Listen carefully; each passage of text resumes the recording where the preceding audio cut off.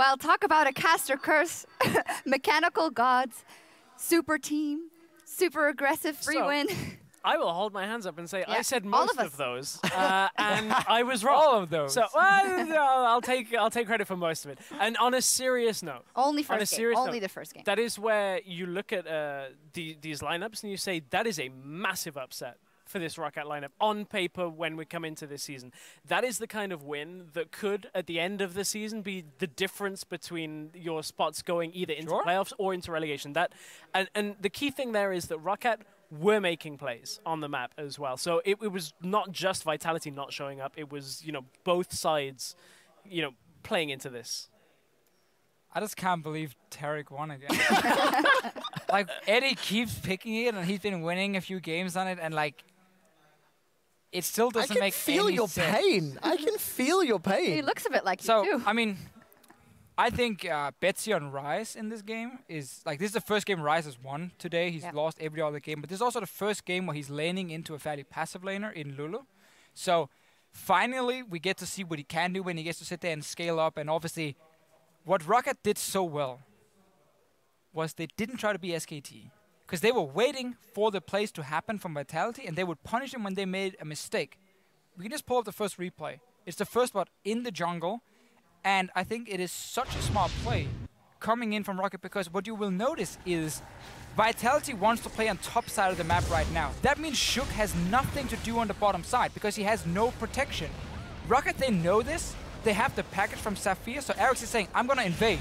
If I find anything, come with me and kill them. So this is set up by ROCCAT knowing, okay, Vitality's going to go top and start pushing. Shook should never have been there in the first place. He should follow his team to the strong side of the map.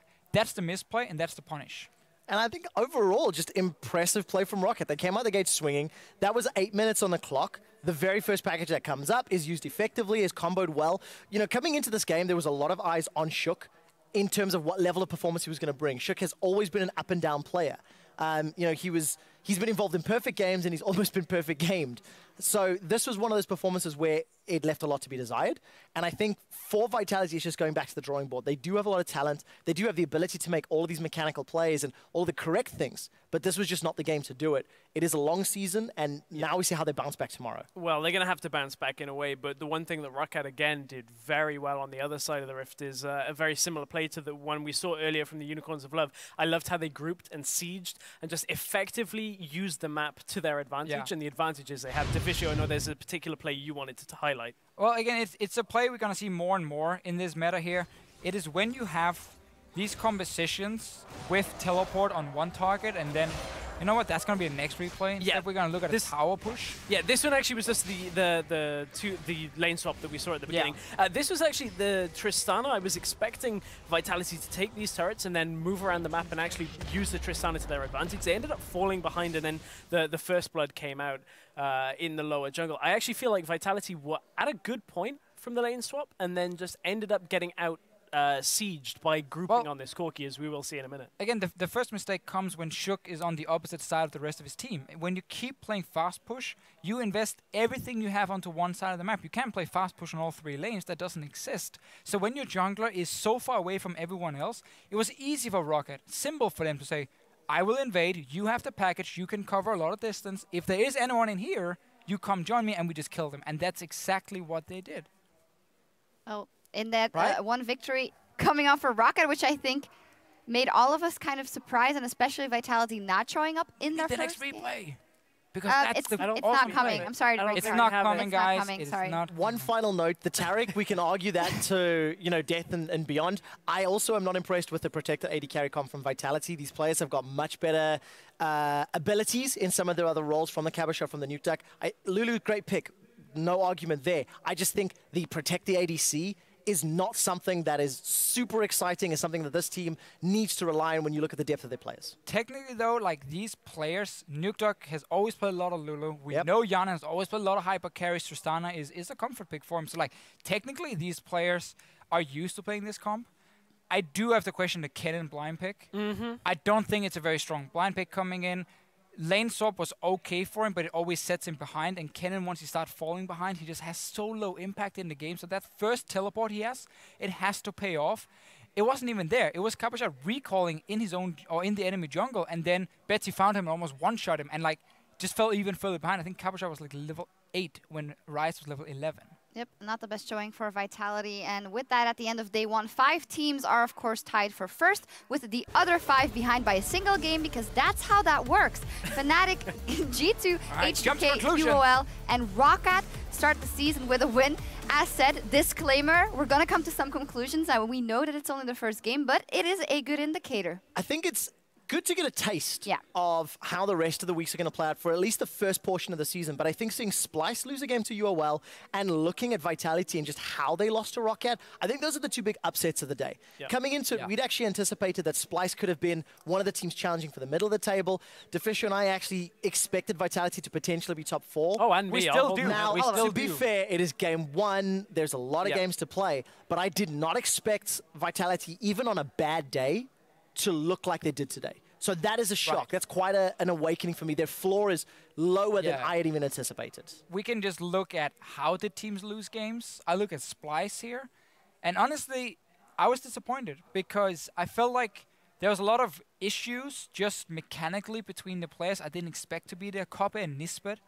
The laning phase to play 2v2 where they got heavily under pressure by an Ezreal in the laning phase, ended up being pushed down to their own tower, so Diamondprox can go and dive them and kill them, and that obviously then makes it even worse. Stuff like that is where you're like, oh, okay, that's a worrying trend. We need to see if it continues to be a problem.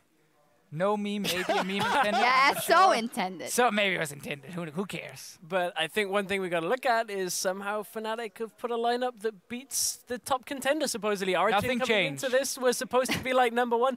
Fnatic show up, another 2 Koreans. Let's see how we do. They get a win in the first game of this. Yeah, and not even a win for first game of this season. Also Fnatic Spirit in that game, one of the new additions, flying out of the gate in his European debut with a KDA of 16 and a 73% kill participation to lead the league with 28.5 fantasy points. Do any of you have them? Do any of you have Spirit or Gamsu? No. No, I'm sick to the pit of my stomach because I have Noxiac on my bench. I didn't run Don't him. throw up on my desk. I know, and I ran So as an Amazing, who let me down so heavily. I ran CappuShot. Like, yeah. I ran Nuke Duck.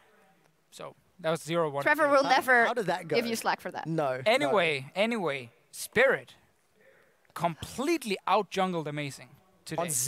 On Zac. Like, in the early game, he had such a great performance. He was in there stealing camps. He was always there setting up ganks. He had smart, unexpected ones. So like, oh, I have no passive. I'm just going to gank mid lane anyway.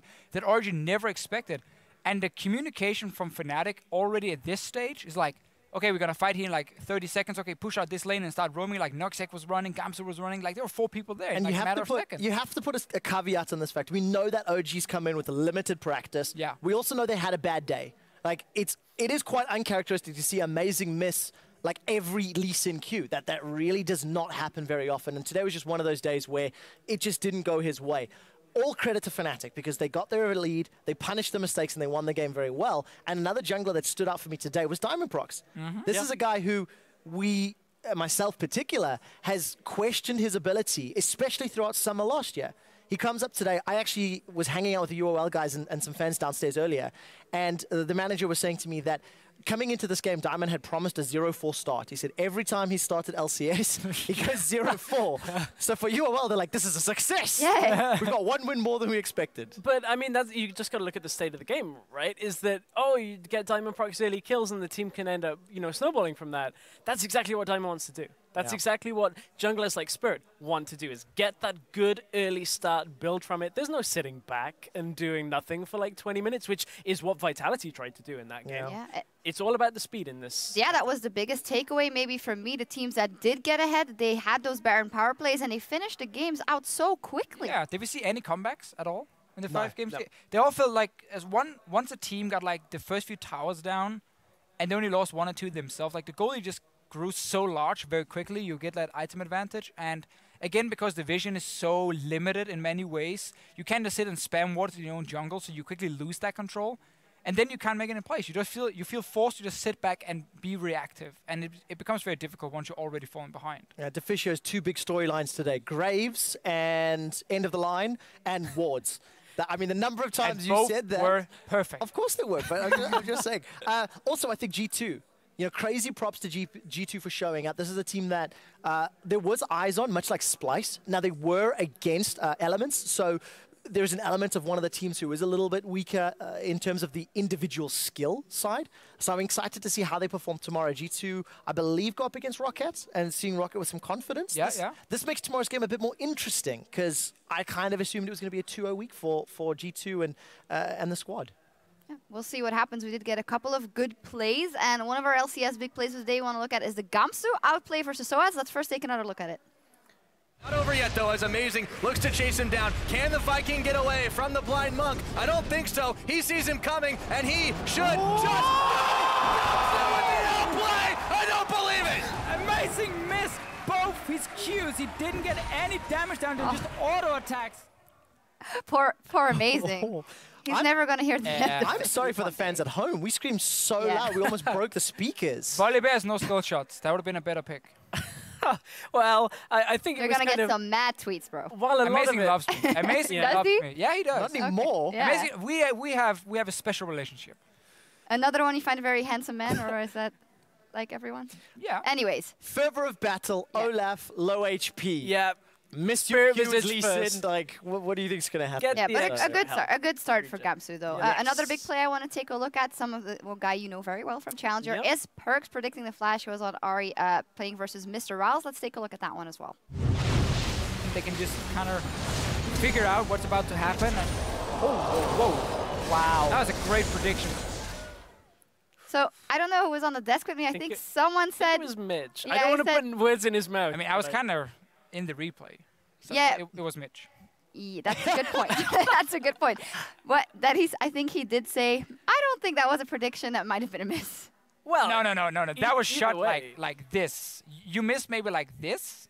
That was a clear prediction. Or you missed really bad. Oh, you're like shooting the wrong way, right? That was a prediction, 100%. Nice. The problem is now, because the debate or the question has been raised, Perks can just pick the answer he wants. Yeah. Of course I predicted it. Of course. That was the prediction, 100%. I mean, either way, the timing on it to just sneak past the front minion was that was a little bit of luck. Like, I also, even if you just step back, like that was a great play, but the rest of the game was way more impressive. Yeah. Like, there was a couple plays a little bit later on where he holds his charm, and then manages to just find a target every single time onto Spratler, if I recall. Great performance from Perks, a dude who everybody's looking at. Another EU mid. Is this a challenger now made LCS star in the making? Yeah, we have a lot of those EU mids. Yeah. Well, that's it for the action here on day one. Week one of the Spring Split will continue tomorrow. The Giants are going to go up against the Unicorns of Love. And later on, Vitality, another big test for them as they face Fnatic and want to put the record straight. And H2K will take on Origin. What do you really want to see on day two? I mean, we got to start with Vitality Fnatic in that is a real test. And that's a comeback opportunity if I've ever seen it. The third and fourth game of the day. Vitality, Fnatic, as well as H2K Origin. Yeah. Those are the games I watch, because I think H2K had a relatively easy win against Giants today. They just played the map exceptionally well, and I'd like to see how Origin bounce back. They tend to do well, even after a loss, because mindset and mentality is not really a problem with such experienced players. So I can't wait to see how they handle themselves. And I think right now, this is actually the test for Vitality, as if they actually are worthy of being put in a top 4 bracket. Yes, we're only in week 1. They will have time to grow. Always conclusions, man. No, what I'm saying, though, is if they can take a fight to Fnatic, we'll see that they still are at that level and that maybe today was a mistake. But if they don't, then there may be problems they have to work out in the next couple of weeks. For sure. They've got time. They need to just measure where they are right now. Definitely do. They have time till tomorrow till we make our new conclusions and things get underway on Friday. That is tomorrow at 6 p.m. Central European Time, 9 a.m. Pacific. So don't you be late. And until then, we're going to go AFK on behalf of everyone here at the LCS. Thank you for joining us to start 2016 off in style. And we'll see you here for the back half of week 1 tomorrow. Without further ado, it's time to load up on a Summoner's Rift and kick off the 2016 LCS season. Can the Viking get away from the Blind Monk? I don't think so. He sees him coming, and he should just... play! I don't believe it! Down goes the inhibitor in the bottom side as Gamsu takes it out. Nice! You had question marks? I don't think so. Guess what, boys? FNC is back! I'm dead. You can win. Nice. We can fight. Ellis. I can go. Rise the flash. You can end. Good job. G2 obliterate Elements. That's the flank, but Adam, he's going around the backside. They may be able to catch Jankos. They do get the stun off. He's exhausted. Throws the Zanyas. That's the start. First blood. One is fallen down. Giants are in full retreat, but they've got nowhere to go. And H2K are making a huge statement to start this one off. By the way, Mythic apparently is a player to watch now because the camera is kind of on his face. No, it's going. Neos coming for you. Oh, say hi, say hi. No, don't wave, don't wave, don't wave, don't wave, don't wave. Wave. Steelback taking the damage. It's a double kill for the Ezreal. Nisbet's caught. Diamond Prox has enough to take him down. Triple kill for Steelback. Unicorns of Love take the first win. Going for this fight, jumps in, there's the flight, knocks him backwards. Kionan gets deleted before the fight really begins. Counter shot in the back lines, lots of damage coming in. Curtain call comes down, and ROCCAT bring this one home.